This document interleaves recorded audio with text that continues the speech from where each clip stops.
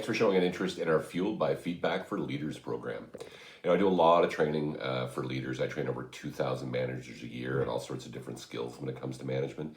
And one of those key core skills that's such a differentiator between really great leaders and leaders that are okay is their ability to be able to give feedback in an informal way, in a spontaneous way, and in a structured way, even with things like performance appraisals. And when you look at leaders who are really great at this skill called feedback, what they really understand is that clarity is really what it's about. All of us have blind spots. Some of us has blind spots about things we're great at. Some of us have blind spots about things we could improve. And leaders who are really good, I think, understand that the better they can help their employees to understand how they're perceived by their clients, by their colleagues, by the organization, those are the ones that help employees to be able to increase their self-awareness and then situate themselves between where they are, where they could be, and a path between those two things. And the tool that I'll show you today is what sports psychologists work on with elite athletes, which is the difference between things called inputs and outputs.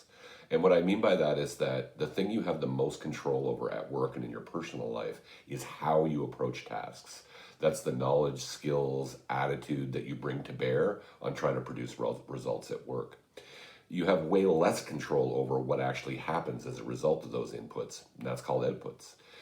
It's kind of like an athlete in a sporting event. Do you have control over what your competitors do? No. Do you have control over whether the ref calls a penalty on you? No.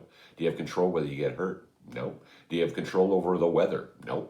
There's so many factors that you can't control when it comes to producing results that if you only focus on outputs as your measurement, as your source of feedback, what you're going to find is that it's very disenabling for people, especially when the work is really, really hard.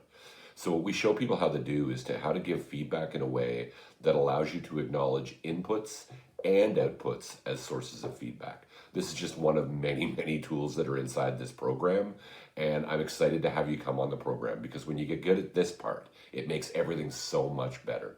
Thanks very much for visiting today. Take care.